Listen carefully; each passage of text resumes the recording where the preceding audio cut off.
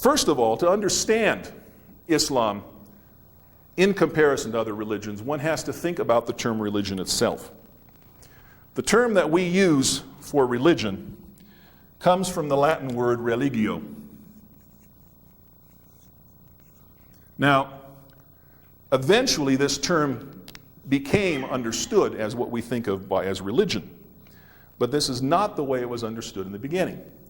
There are actually different aspects of religio that come into play. First of all, historians have looked into this use of this term, say in its Roman context, and they found that the earliest meaning of religio, or religion, is not something based on a creed, not even necessarily something based on behaviors or rituals, but religio is something that is felt, some power, some force, an undefined property that affects people.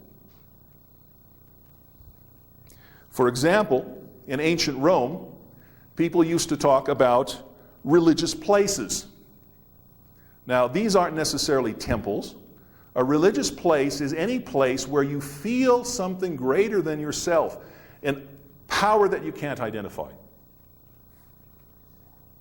For example, one can go to certain sites. I remember when I used to travel, when I was much younger, I used to travel a lot to Mexico, and I used to like to go to Monte Alban, this archaeological site outside of Oaxaca. Monte Alban was a very sacred place for the Zapotec culture. And every time I went to Monte Alban, I remember there was one spot on that mesa where the ruins are, where I would just feel strange. I'd sort of get this kind of creepy feeling. You just sort of feel almost a presence. You don't know what this is, but you feel something. This is what was meant by the earliest sense of religion. My wife laughs about it a lot, but I used to also, when I was younger, before I married her and became thoroughly Islamized, every time I went to Canyon de Chelly in Navajo land, and I would look over the edge of Canyon de Chelly towards Spider Rock, I'd want to sort of jump off and fly to Spider Rock. That also is a sense of religio, is something that's felt. Also, in early Rome, people used to talk about religious people besides religious places. Now again, these are not priests. These are people around whom one feels a sort of something, a power, a force.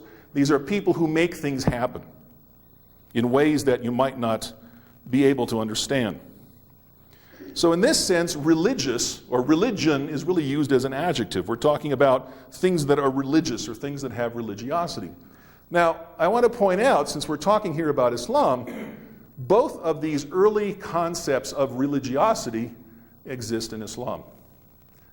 The fundamental religious place in Islam, of course, is the Kaaba.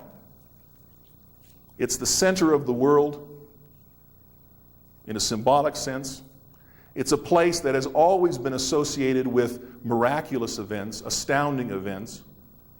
Some of the greatest works of, some of the most inspired works after the time of the Prophet of Islamic literature have come from experiences that people have had at the Kaaba. And also in Islam, one has religious people. They're the people who are called the awliya, the so-called friends of God. Sometimes saints is the term that's used. Again, people whose religiousness, whose appropriation, whose understanding and conception or absorption of religious consciousness has made them somehow different. And all of us, I think, who have been Muslim for a long time and have traveled widely in the Muslim world have met people like this. Now, one also finds examples of this concept of religion in our own culture here. For example, how many of you, going into a shopping mall, have felt the urge to throw a penny into a pool of water? All right. That's religiousness in the sense that I'm talking about. How many of you have kept a rabbit's foot? No? Didn't help the rabbit. Didn't help the rabbit, no. How many of you have put up a horseshoe? No farmers around here. No, some people have. All right. But again, this is an example of the same kinds of things. A lot of the things that we consider superstitions are actually leftovers, in a sense, remainders of this old concept of religiousness. This idea of religiousness, this very ancient concept of sort of religious adjective, was very much present in Arabia at the time of the prophet. It's also present in the Hebrew Bible. We find it very often, for example, in the book of Deuteronomy, where there are prohibitions of oracles, for example, soothsayers, augurs, sorcerers, charmers, wizards, mediums of the spirit world as abominations. Again, this is a response in the Hebrew Bible to this type of what one would call somewhat primitive religiosity. Now, an environment of this kind of religiosity is an environment where the religious specialists are really sort of craftspeople.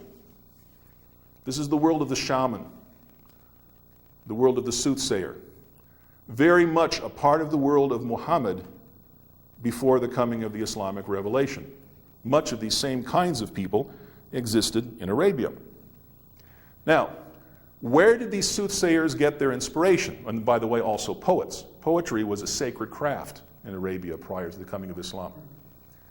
It was felt that they got their inspiration from a group of creatures known as the jinn. Singular is jinni. Now, here's an example of the different world I'm telling you about. This is a word well accepted in the Arabic language, well understood in the Quran. The Romans had it too.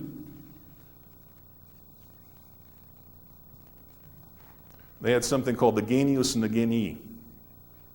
Geni is the plural of genius. What is the genius? Anybody know? The original genius? Okay, the original genius was a spirit, a guardian spirit, or a spirit that prompted a certain understanding. In pre-Islamic times, it was thought that a genie would sit on people's shoulders and whisper in his ears, both men and women, by the way, either way, and would give the inspiration for poetry or for foretelling the future. The closest thing to a prophet in pre-Islamic times, in the Arabian Peninsula, in the region around Mecca, was the jinn-inspired person. And again, interestingly enough, as far as we can tell, the Arabic term comes from Latin. And again, it's important to note the world of late antiquity is a world that had many different cultures, but was also permeated with Greek and Latin culture. Part of those cultures, as we're coming to see, we're going to be Christian cultures as well.